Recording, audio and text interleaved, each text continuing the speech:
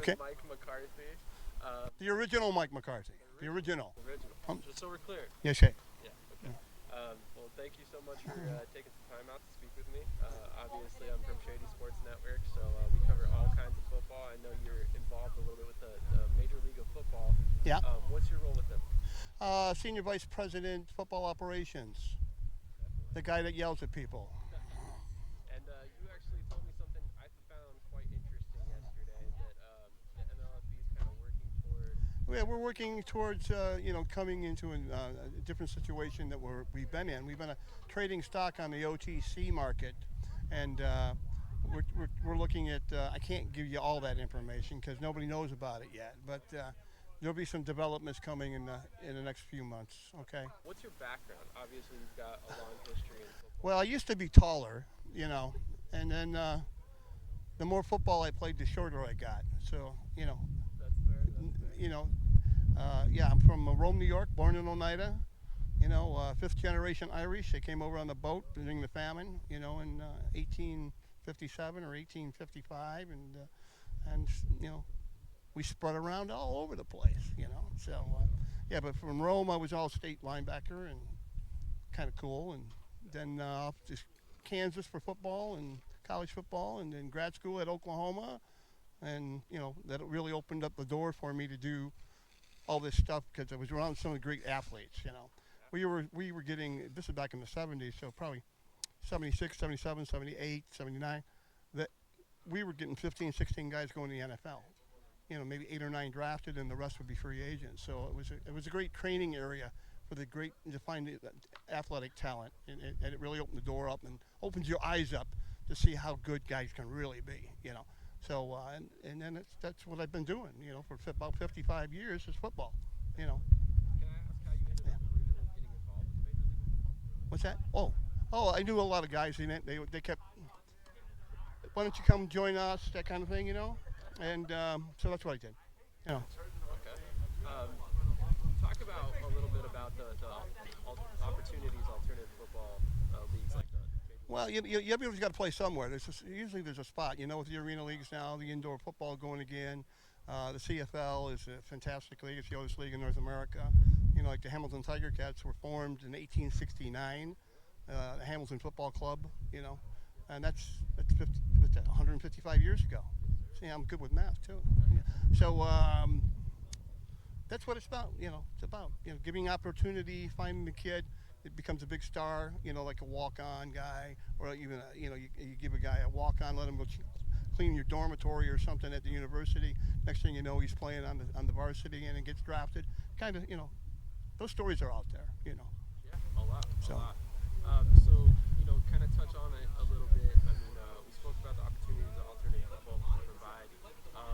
You have a unique perspective, obviously. You're on the football operations side of things. Yeah. So, how much more likely are you to sign a guy or pursue a guy that's played in an alternative football league than a guy who might have come off the couch?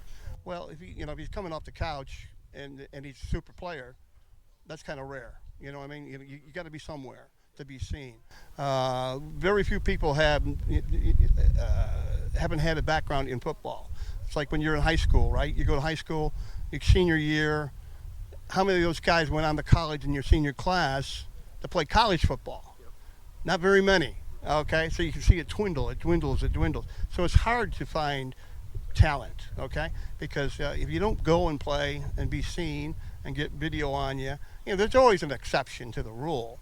But the way we do it is trying to be no details too small, all detail. Everything is all about what you do, and the weights and the quickness drills and the vertical jump and the three cone and the shuttle, and that's all been done by great players and all pro players and great athletes.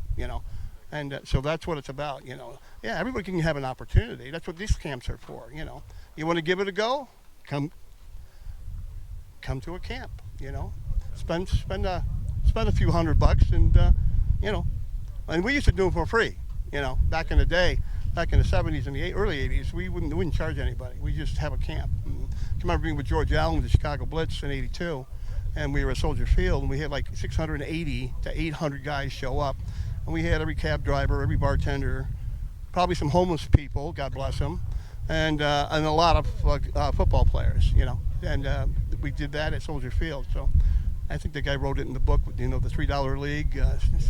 Steve Perlman, it's a whole kind of chapter on our Blitz team in there, what we did, and how we had all these camps around the country, and we were way ahead of everybody else in the USFL at that time. So, yeah, so, yeah. So I see you have some very large rings on your finger. You want to tell us about It's amazing what you find in a men's room, Oh. on a sink or on a toilet.